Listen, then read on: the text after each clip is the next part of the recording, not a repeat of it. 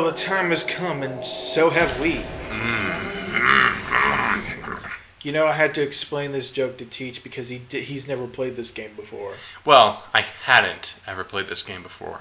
After being told how great it was, and having played the other 3, 4 if you count DMC, I don't. I had played the other 3 years ago, but I've never played 4, and so I just very recently finished it, and we decided that we should play it, record us at least playing the Virgil. Virgil campaign. Yeah. Because who gives a fuck about literally anybody else? Right. I know I don't. I've played with all of the other characters except for Trish, and Lady's kind of boring. Oh. She's got the focus on all of her guns, and she's that's got the grenades and the bazooka. So, to contrast Teach, this is the only DMC I've ever played besides DMC Devil May Cry, featuring... it's already on mute. Whatever. But you know, to contrast, this is the only DMC I've ever played other than the reboot. Oh boy, was that like night and day between quality. Right? I cannot stand DMC. And half of it is the bitterness that they got rid of actually cool and not obnoxious Dante. Yeah. The other half is it's actually not that great. Like the remastered edition, pretty good. But guess what? It did not fix the primary issue, which is... Oh, really? Okay. Yeah. Played the remastered edition, pretty good. Did not fix the primary issue, which is I'm still playing as Ow the Edge, the character. I'm still playing as Fuck You, the character. Don't cut yourself on those edges. No, but with my angel style, I'm throwing 3 fucking. It had such good potential too. If it just taken its head out of its ass, would have been fine. Would have been absolutely fine. But Something that I never really got with this game, playing the main story, is it never really explains how much a part of the society these demons are. Because, I mean, it just, like, they make it seem like they're just out here all the time and that nobody cares, and it's like, then all of a sudden they attack and everybody's freaking out. Yeah, it's really... See, and the one thing I actually do appreciate about DMC, about the reboot, is that it's like, hey, guess what? It's all happening in Limbo. Limbo looks fucking cool. Which they totally stole from Bayonetta. Just saying. And then it's like, hey, guess what? At the end of the game, Limbo's over now. This is how demons get introduced to society. Everyone's freaking out, and I'm sure there's going to be some kind of precedent against them. But for right now, the theory I operate on is that some nations are aware they exist. Others are dead because they weren't. And people try to, and I just assume I just treat it like terrorism proportional to first world countries. We know they're out there, but we try not to think about them as much as possible, because fuck, there's nothing we can do about it. Yeah, I had a lot of hope when DMC was coming out. That, like, when they first announced it, everybody's like, oh, what's with this black-haired Dante? Because there's a point in the comic books that they released alongside, Devil May Cry, sales. And there was a point where Dante mentions a black hair dye phase. And I was like, look, guys, it's just going to be Dante from an earlier point in his life. How cool is that? He starts getting the white... See, the thing is, I was hopeful when I finished it, because, like, hey, he's starting to get the white hair. Maybe that means he's going to stop being such a little shit later on, but alas, we'll probably never find out. But hey, it's fine, because DMC 5! Right! Woo! Yeah, I'm pretty excited for that. It's not super confirmed, but... The mocap is happening. Yep, the mocap is happening. So as far as I'm concerned, it's totally happening. Oh, look at that. Oh, Virgil summons... right in the dick. That's not a gameplay bug. It's a feature. They knew exactly what they were doing. Yep. Unfortunately, we're not gonna see so many summon swords because it's kind of a pain to do. My my X button is jammed, not unusably, but to the point where it's kind of a fuss to. Oh. That's unfortunate. Oh, Yeah. I'll be sure to bring a controller of mine next session. So hopefully that can be resolved. Yeah. To some degree at least. Oh boy. The only technology of mine that isn't corrupted or broken in some way is my state. That's only a matter of time. Which is why I bought one that's especially modifiable, because I know that I'm an idiot. Well, what I should have said was, "Oh, won't be for long. I pulled those screws." I will. Actually, it's mostly not even connected by screws. Oh. Well, then, what were these screws I pulled out from? That was my grandmother's oxygen machine. Beep beep beep. Well, I still win technically. Who wins? Whoever wins, we lose. Oh, Alien versus Predator. I have no interest in those movies. No, but oh well. I heard those weren't good. Heard they were not good. The first one's okay. Second one, absolute garbage. Oh, is the second one where the alien pops out of the predator? And that was the. That was the only cool part. Really? Because I read that as that's the worst. Because its execution is bad, but the idea is cool. It's strange because I like it when one particular race in this versus series is completely dominant over the other. Well, it's not though, because I mean, like the way they justified it in the first Alien vs Predator is that like the aliens are still really strong, but the predators easily overpower them. The problem is numbers, and I thought that was probably the coolest part. Unfortunately, they ruined it by having essentially one group of like 5 aliens kill almost all of the predators, and then one of the predators is alive for the rest of it. And he just like kicks ass, and none of the other aliens can touch him. And it's just like, why? Why can't we just have the arcade game? Right. Man, that would be sick as fuck. Well, like, basically what I'm saying here is, oh yeah, that's right. They used the SMT artist's version of Virgil's demon form. No, that's just the regular version. No, the SMT artist is the one who did the designs for him. Oh, well, that's pretty cool. It's fucking sick. So that's why they have his name on the credits on the title screen. If you ever look at the bottom. The problem I have with this game is that most of your movement comes from the like with Dante it's the trickster style, with Virgil it's his dash, and with Nero it's the grab. It's this that he's got where he teleports like that with the same button that Dante and Nero use, but it just like any other form of movement is completely obsolete, because like you can run like this, but you're gonna get your ass kicked because you're not dodging, and dodging takes forever to get anywhere, and so the movement is kind of like not that great. So in other words, it needs a dash, and it doesn't have a dash. But I mean, yeah, it has something like a dash. Every character has something like a dash, but it needs a dedicated dash. Or increased walking movement, because like it has this weird thing where you have a regular movement speed, and then after a moment of moving without interruption, you start to pick up speed, and then you lose that immediately after attacking, and that just destroys the flow. So in other words, DMC5 needs to take a little hint from Bayonetta. Right. Man, I hate admitting that, because I really like... Same creator. I really like DMC more than Bayonetta, though. Why's that? I don't know. Well, DMC's a bit... Dante's a bit more interesting of a character than Bayonetta is. Right. And well, here's the thing: in both DMC and Bayonetta, like every character is way more interesting than the main character, like right off the bat. Well, correction, most of the side characters are way more interesting than the main character is, but as true as that is for the DMC crew, it's even more so true for the Bayonetta crew, because like. Let's see. Like everyone's got more personality than the main characters, and that applies even more so to Bayonetta than applies to DMC. So, like Dante over these iterations has grown as a character. Like you see him transform from young hip and radical cool guy to fuck, I'm the uncle now, huh? Right, and I agree with you. I do prefer Devil May Cry more.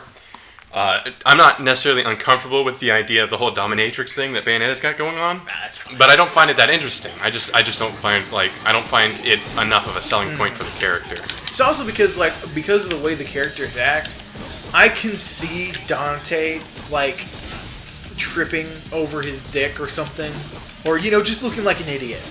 I can't see that with Bayonetta, and that's the nature of relatability. Or being able to sympathize with the character. And these are not characters that you're supposed to sympathize with, I know, but being able to goes a long way about me caring. Because when Bayonetta has her moment of sincerity or being worried about somebody, I immediately go, "Oh man, how can I skip this cutscene faster?" Right, and especially with it's very clear with Bayonetta 1 and 2 that in both games they were operating on a budget, and especially with those cutscenes where it's just the still motions. And it's just it's the still shots over and over. That's not that great. A lot of people praise them for their creativity with that. That's great and all. Being creative is nice. But if it's not entertaining, not my problem. And ultimately, as dumb as it is, I feel more for the let me fill... I was supposed to fill your dark soul with light moment. I feel more for that moment than I do anytime Bayonetta's regretting her past or see. I don't even remember a time when she's actually having a deep character moment outside of when she's maybe interacting. Honestly, I like Baldur as a character more than Bayonetta. I was just about to say that. Because Baldur loses people and tries to compensate and falls and rises again, and you get to see him be an interesting person even though he becomes evil. And him and his relationship with Rosa is really beautiful and nice. And it's just and you're playing as their shitty daughter who's just I don't care, I'm just gonna kill stuff And in Bayonetta 2, Baldur becomes even more of a sympathetic character. He's so fucking cool! Okay, I hated, or didn't hate, but I got bored with Bayonetta 1. Mm-hmm. Oh, I went the wrong way. I got bored with Bayonetta 1 really quickly. Mm-hmm. And that's maybe my fault, but it really stands as a testament to how great Bayonetta 2 was, because I am in love with that game. I 100% of that thing in a week. Hey, I'm not skipping these cutscenes. Hey, I'm not predicting exactly what's gonna happen. A lot of those pre-boss fight cutscenes, you can just skip in Bayonetta 1 because nothing happens. You can say what you want about Platinum and how they make the same game over and over again. I don't care. That's a good-ass game that they made. The only problem with Bayonetta 2 is literally that ending is, flaccid compared to the first. Yeah. Yeah, it's really true. That the ending was the strong point for... as it is typically with Platinum games, the ending is the strong point for Bayonetta 1. And it's they almost had it because, Baldur and Bayonetta team up and they summon Jubileus, which is holy fuck, this is a cool... wait, hold on a second. What were we supposed to have another phase? We only had 2 phases of this boss fight. Where's the third one? Where's the third one? Hashimoto? Come on, man. And then he's and I actually talked to him on Twitter, and he was we just wasn't in it. Just wasn't in us. We just didn't feel like it would be good. That's understandable, and I respect that. Well, okay. Well, the inverse is you don't have nearly as good an ending. But I would gladly trade that for... I forgot to double jump again. I would gladly trade that for how incredibly strong the entire rest of the game was. Yeah, that in the grand scheme of things, that's a good trade-off because even though it kind of sets itself up in a time loop here, I do like the fact that they've given us room to have a spin-off about Baldur and Rosa back when they fell in love or something. I can see it happening and it being pretty decent.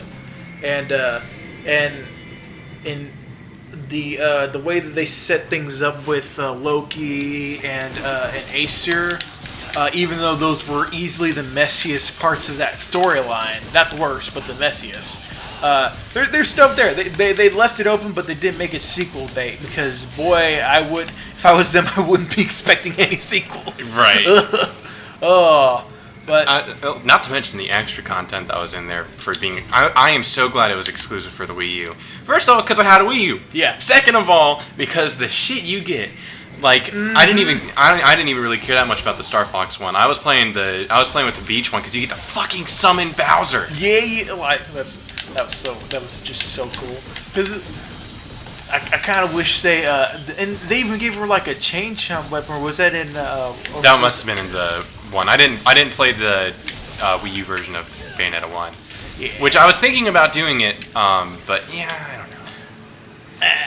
Like the ultimate problem with Bayonetta is just like, out of all of the, it's the biggest case up except in 2. It's the biggest case of it's the biggest platinum case of what I don't give a shit about the story. Skip the cutscenes. Like some people, I don't see it. I don't see that argument holding up with Revengeance, because I actually like the story in that one.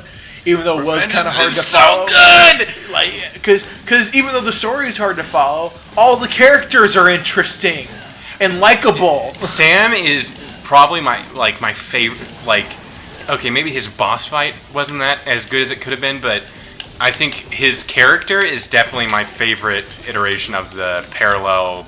Like, here's your Virgil. Yeah, and it's like the I can't remember his last name anymore. Was it Rodriguez? Which one? Jetstream Sam.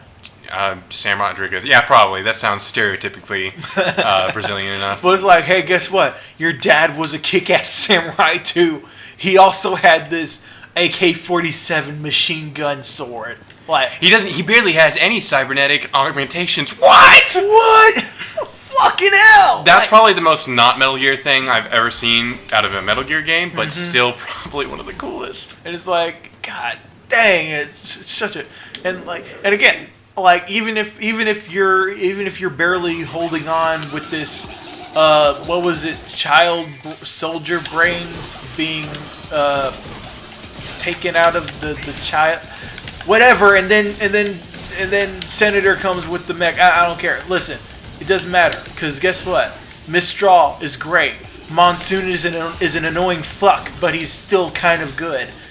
Fucking Sundowner is the best. Fucking Jetstream Sam is awesome. Fucking Senator Armstrong is Senator Armstrong. Senator Armstrong is probably, or rather without a fucking doubt, my favorite boss fight of all time. Because it's just like, there's a clash of morals. It's just a good boss fight altogether. And the best part is, I could totally see alternate universe we're riding as Armstrong's vice president, and I fucking want that. Like, yeah, even you're sitting there the entire time like, fuck yeah, he's insane, but he's also manly as shit. Like, yeah, I want to play college ball with this guy. Like, but he's about to commit genocide. I don't care. America, though. But he just said he hates America. Yeah, but then he said he loves it. But then he said he hates it again. Hey, this is really confusing. It's fine, because he's cool.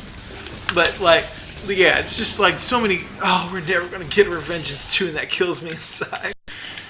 Well, what was that? They showed, way ass a long time ago. It was, oh wait, never mind. I know why we're not getting Revengeance 2, because fucking Konami. God damn it. Fuck you, Konami.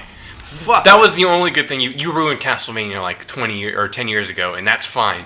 But don't you fucking touch my Metal Gear. No, I hate the... See, I'm a Castlevania fanboy when it comes to Konami stuff. Like, your Producer-san, Silent Hill, your Metal Gear.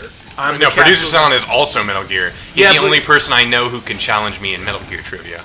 Yeah, but he's also... But aesthetically, he's mostly Silent Hill. I guess. Out of the three of us, the overlap is Metal Gear, but we all have our specializations in individual areas. And you're all the way in there on Metal Gear. And your producer's also all the way in there on Metal Gear, but he's also all the way in there on Silent Hill. So that's why I attribute that to him, because who else is going to rep Silent Hill at this point? Not me. I'm too busy repping Castlevania. I'm too busy crying over Soma Cruz's dead body. Well, Soma Cruz was a boss in one of the Castlevania games, right? He was the main character in both of the Of Sorrow games, and in, I think, The one where you're playing is Alucard. No, I think also in Dawn of Sorrow he was a boss. It's been forever since I played them. So one in which he is definitely one of the playable characters, and I think there was some sort of secret ending. Yes, there's a secret ending where, because the whole thing is Aura of Sorrow. Oh fuck, I'm Dracula, but it's fine. I destroyed the chaos, so I'm a normal person. Dawn of Sorrow. No, cult. We want to turn you into full Dracula. No, guys, please. I don't. And then everyone and all of his friends are like, if you turn into Dracula, we're gonna kink shame you. And like Julius Belmont, if I turn into Dracula, you have to kink shame me. Like, okay, this is our promise as bros. And one of the endings is, oh no, he gave in because anime reasons. He had to Memoru a particular Tomodachi, so he became Dracula. And Alucard and Julius are like, okay, we gotta kill you, man. In the end, it had to be this way. Because violence breeds violence. And say what you will about Lords of Shadow. I got that. Like, yeah, say what you will about Lords of Shadow. Like, I really fucking loved Robert Carlyle's performance as Dracula. And even though it was a glorified God of War ripoff, it still had some really strong ideas. I think number 2's, and I know you haven't played Lords of Shadow 2, but its greatest sin is that there were a bunch of gameplay ideas that they were hinting at here and that they could have done, but instead they committed God of War's greatest sin and just had the protagonist kill everything for whatever reason. Literally, it's best. Oh no! Damn! I just noticed something. What? He's not just one variation of the devil trigger. He's got a different one for every weapon. Oh, sick! Because I was like, hey, that kind of looks like that one Dante has, where he's got the spiky face. But I couldn't really tell. But like, yeah. Oh, so real quick, familiarize me with Virgil's weapons here. Okay, so you've got the Yamato, of course.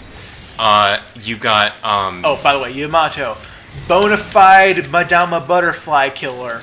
Get fucked, Bayo fanboys. Oh, damn. You didn't just say that! No! We're gonna lose viewers! You don't have viewers, Teach. That's fine. It's fine. You've got, God, I can't remember what this sword is. It's like some sort of Sparta sword, though. Yeah, it's essentially just Rebellion. Oh, okay. I think it's the... Except he does it one-handed. Yeah, and then you've got Beowulf, which is super cool gauntlets. Like, the Beowulf easily my favorite out of because it's such a contrast to everything else about Virgil because he's like suave sick swordsman, then he's like fuck, time to punch and kick things. Yeah, it's dude, I'm loving it so far. Virgil plays way better than Dante does in this game, at least. Of course. And I hope I don't make people angry by saying that, but like Dante is probably my least favorite playable character in this, besides Lady. Yeah, he just wasn't as fleshed out as he could have been. The whole idea of giving him the multiple weapons to form his own combos is really cool because it's really to the spirit of, in the spirit of all the other DMC games. That weapon switching. But the weapons just weren't that thought out. And I think the only ones that interest me out of the ones in DMC4 are really the Lucifer. And that one Lucifer is so fucking cool. I bona fide Bayonetta killer. Get fucked again, Bayonetta fanboys. Lucifer is so cool. Yeah. And the introduction to it is like let me be a fucking Spanish romantic. Like, just for a minute. Like just with the damn acoustic guitar in the background. Like shit, this is super good. But like yeah. Altogether, the main reason, and that's the main reason why I just like words like I think Dante is super cool, but Virgil is my I hate to say the word, but Virgil is my aesthetic down to a point. Your the preferred aesthetic or your personal aesthetic? My personal aesthetic. I don't think I agree with that. Well, he's part of it at least. He's it's the regality and like. Dante's got the punk and the rock and the bit of the hip hop if you stretch it a bit. Virgil has got the classy vibe. Okay, I really feel like I need to clarify this more because I'm not seeing what you're talking about. Are you talking about your personal like style, like the way you dress, or No, just how I like stuff. Oh, okay, I'm completely off. My visual aesthetic, if you will. Okay. I was about to say, are you being that guy now? No. Are you being like I like Virgil because he's like me, he's nihilistic and has a wicked sense of humor. No, he's the I like Virgil because he's swag he's class instead of swag. Oh god. And then I fucking kill the person who said that. Murder them. If you say that unironically, you deserve to get kicked in the balls. Remove the life from them. Like, you can say that, like, here's the thing. If you say that unironically with Sonic and Shadow, you just deserve to get laughed at because at that point it's as much a joke as anything else. But, if you say that with Dante and Virgil, I'm gonna kick you in the balls! You don't say that, you cringy fucklord. I guess I didn't really realize it until now, but, like, I mean, obviously Dante and Virgil have the whole, the Sonic and Shadow, we're opposites kind of thing. But it's also a weird, like, it's an altered aesthetic. Because, I mean, Dante's got he's red, first of all, instead of blue, and he's also got that wild aesthetic. And Virgil he's blue, and he's got that sleek aesthetic. It's kind of like a reverse Sonic and Shadow in a way. Yeah, which makes all of the Sonic X DMC X Kill crossovers.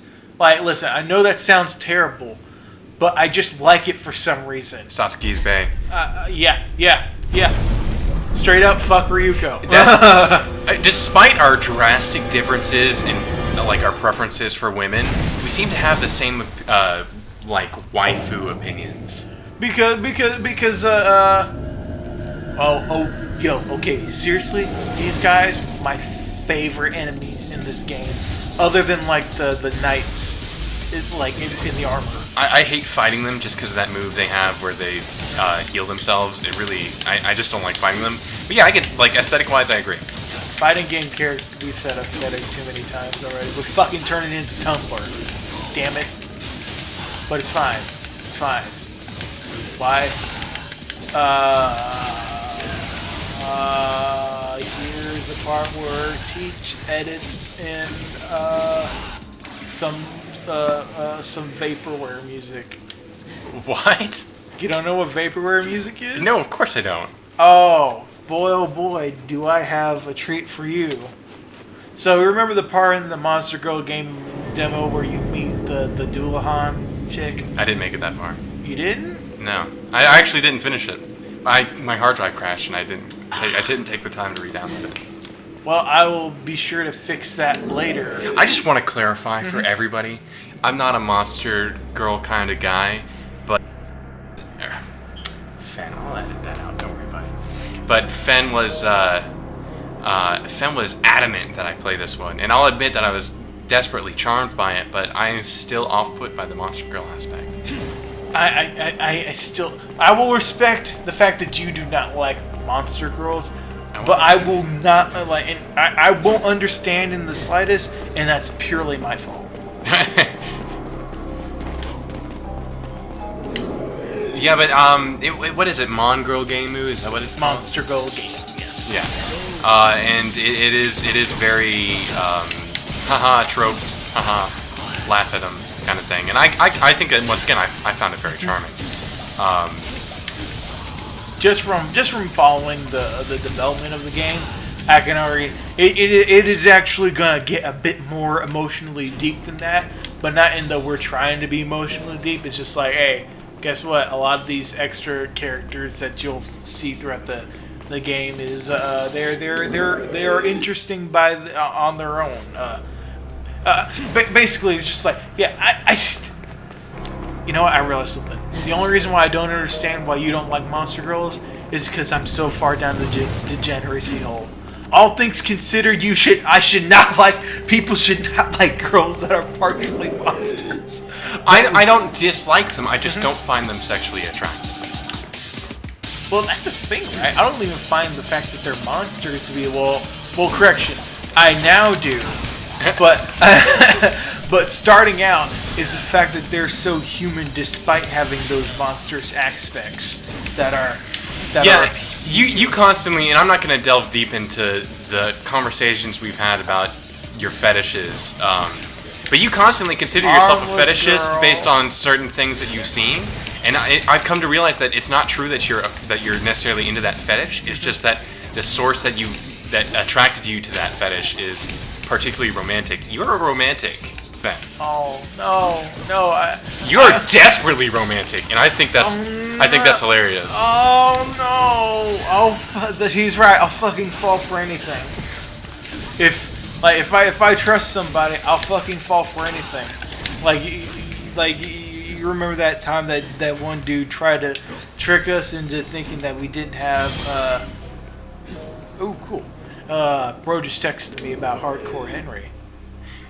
Oh, there's a show. Are you gonna go see it finally? Yes, I guess I will be. Okay. Would you like to come? I don't have the money for that. I do. I am so up for seeing that another time.